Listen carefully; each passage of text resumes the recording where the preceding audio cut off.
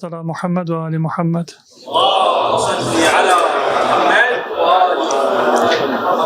أعوذ بالله من الشيطان الرجيم. بسم الله الرحمن الرحيم. الحمد لله رب العالمين والصلاة والسلام على سيدنا ونبينا أبي القاسم محمد. اللهم صل على محمد وعلى أهل بيته الطيبين الطاهرين ولعنة الله على أعدائهم إلى قيام يوم الدين. رب اشرح لي صدري ويسر لي أمري واحلل عقدة من لساني يفقه قولي أما بعد. Dear brothers and sisters, respected ulama, assalamu alaikum wa rahmatullahi wa barakatuh. In this session, inshallah, we will be talking about marriage and about the significance of marriage in our relationship with Allah subhanahu wa ta'ala. And inshallah, we will have some insights from Hujjatul Islam, Shaykh Sa'di, and we will have an active question and answer session as well. I want to set the stage for one part of our understanding of marriage by drawing a contrast between the idea of marriage that we find prevalent within our society and that has also influenced many Muslims, especially young Muslims, who are looking to get married or maybe have just gotten married or are still studying but planning on getting married in the not too distant future. Contrast the understanding of marriage that we have in our society with the ideal that we have within Islam. In our society, marriage is considered to be a relationship between two individuals. And it is valued in terms of the mutual agreement and consent of two individuals. That is how honoring one's marriage is understood. You honor your marriage by valuing the input and the desires and the dreams of your spouse. And that is how a marriage is sometimes seen to be at risk. If I am negligent in my duty towards my spouse. So in an extreme example, if somebody, God forbid, is unfaithful, how do we express that in society? We say they cheated on their spouse. Why? Because that is a right that the spouse has, an expectation of faithfulness or monogamy. And if one partner has not lived up to that, then they are seen as having been unfair to the spouse. Unless, of course, the spouse has agreed or consented, and then our society sees no harm with that, because as long as there is mutual respect and mutual agreement, then whatever the husband and the wife will decide, or the two spouses will decide, is between them and it is legitimate.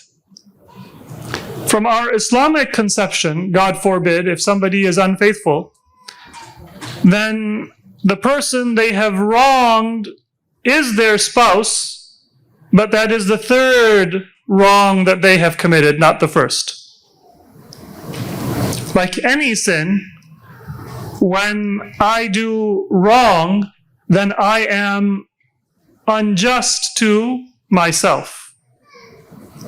وَمَا ظَلَمُونَا وَلَكِنْ كَانُوا أَنفُسَهُمْ يَظْلِمُونَ.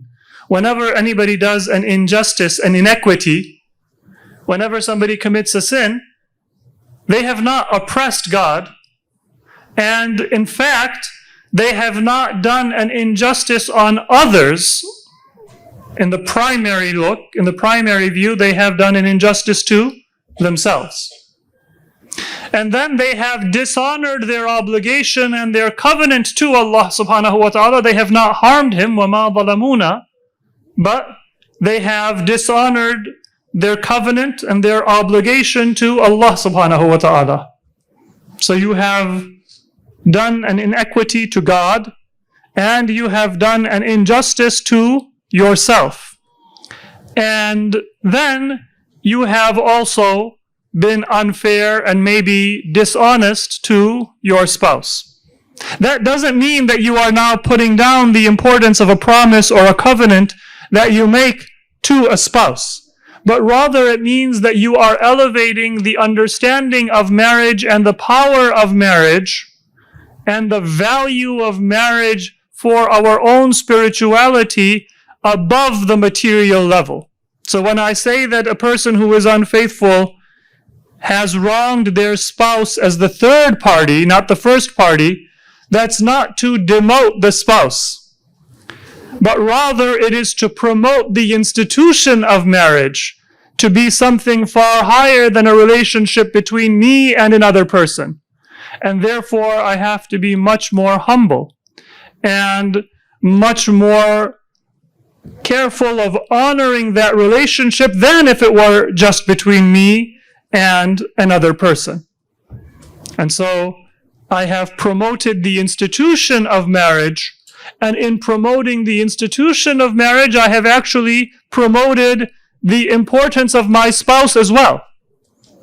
Because now I am not going to interact with my spouse according to what he or she deserves, or how he or she treats me, but rather I am going to honor my spouse and I am going to interact my spouse because I made a covenant in the presence of Allah subhanahu wa ta'ala, and because I see that relationship as the sunnah of the Prophet, the teaching of the Prophet and Ahlul Bayt, and a means of approach to Allah subhanahu wa ta'ala. So the love that Allah has shown me and the love that I am obligated to show Allah, and which is the basis of my obedience to the Prophet, in kuntum tuhibbun Allah, if you have love for Allah, fattabi'uni yuhbibkum Allah, then follow the Prophet, Allah will have love for you.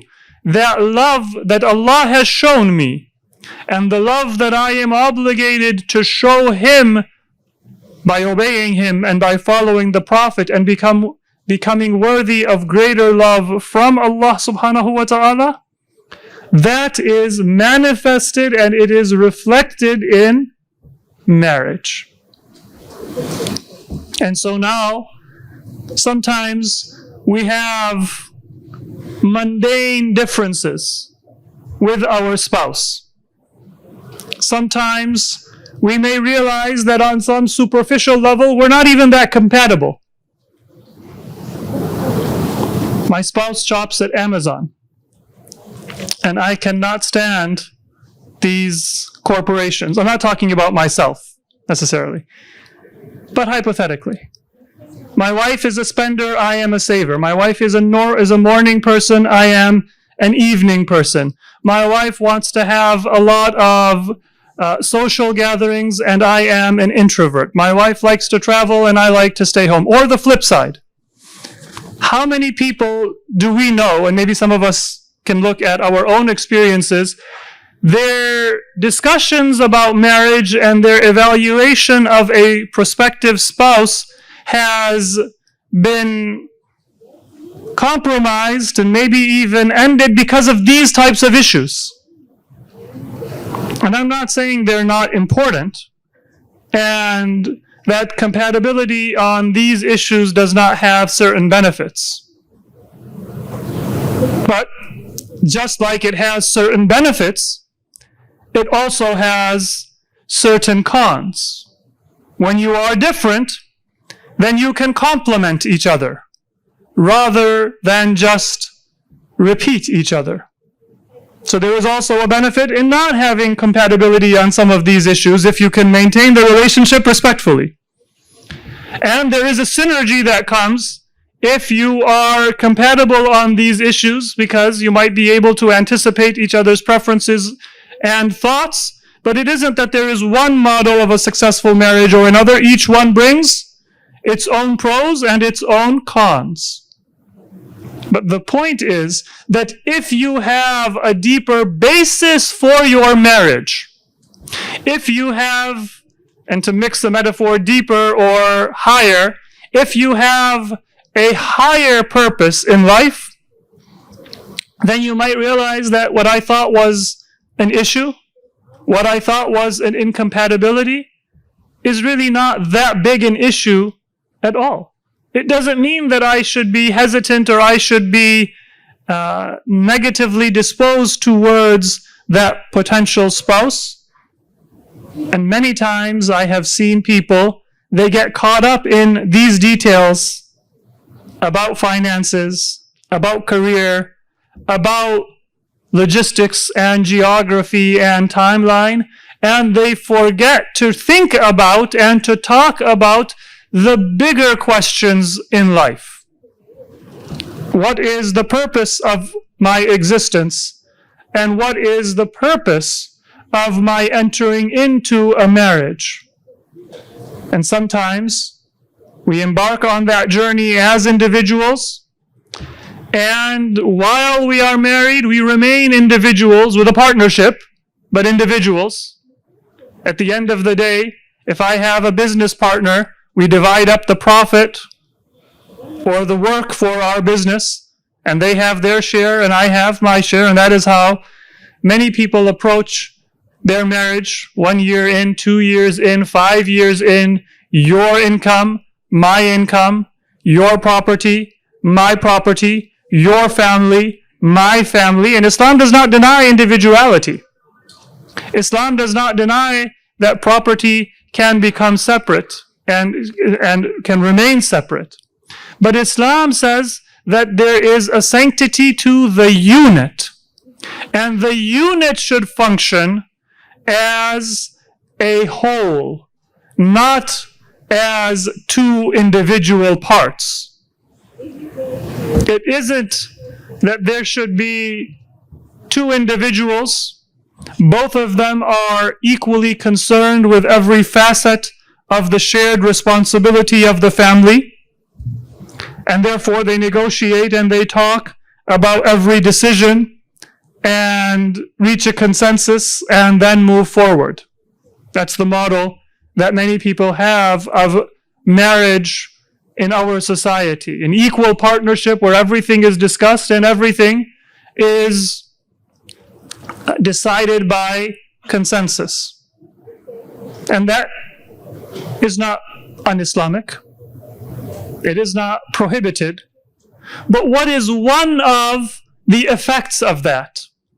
The effect of that is that generally both partners are looking at the same issues and often have the same blind spots.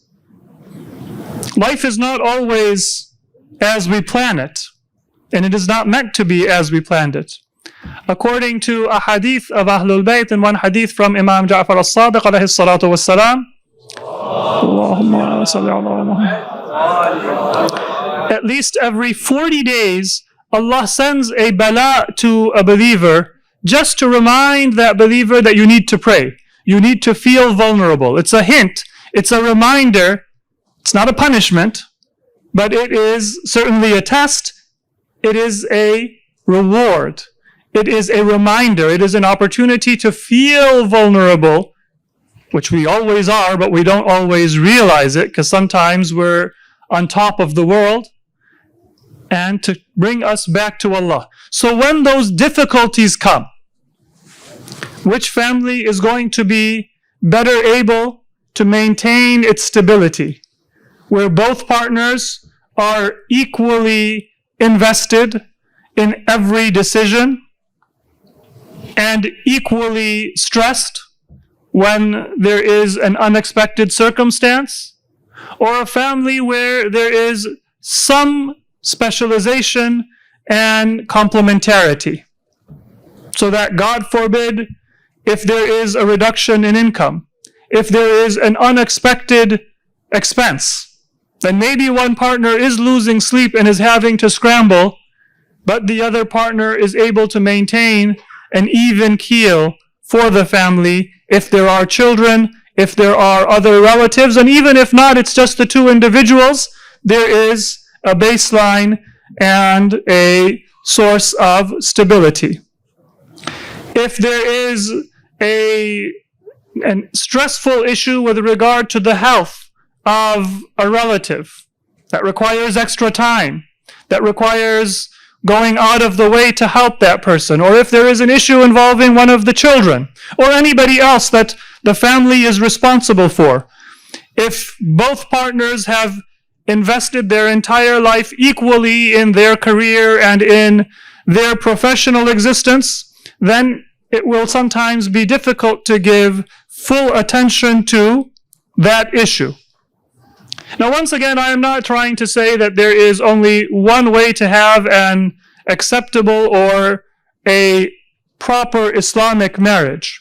But what I want us to think about is to understand that all of the choices that we make, they have positive and negative consequences. They have pros and cons. Sometimes people make a decision and they assume this is the progressive or the enlightened or the better way to do things, and they will be in denial or they will ignore what they are giving up. We can make our choice because Islamic law and Islamic fiqh has given a great deal of flexibility about what a husband can do and about what a wife can do. And there will be a discussion, and there will be a negotiation, and there will be compromise. But we don't want that discussion or that negotiation or that compromise to be based on ignoring what we are choosing to prioritize and what we are choosing to give up. And this is reflected very beautifully in Surah Ar-Rum. You are all familiar with the verse, وَمِنْ آيَاتِهِ أَنْ خَلَقَ لَكُم مِّنْ أَنفُسِكُمْ أَزْوَاجًا لِتَسْكُنُوا إِلَيْهَا وَجَعَلُوا بَيْنَكُم مَّوَدَّةً وَرَحْمَةً إِنَّ فِي ذَلِكَ آيَاتٍ لِقَوْمٍ يَتَفَكَّرُونَ. Allah subhanahu wa ta'ala, one of His signs is that He created amongst you spouses. لِتَسْكُنُوا إِلَيْهَا. Some people have this misconception that marriage in previous times was an economic or a political negotiation between families, and it was not based on love, or it was not based on actualized individuals. But the Quran, in this section of Surah Ar-Rum, if you have time, go back and refer to it. There are 6 signs that Allah mentions in succession. The first of them is His creation, that He made us from dust.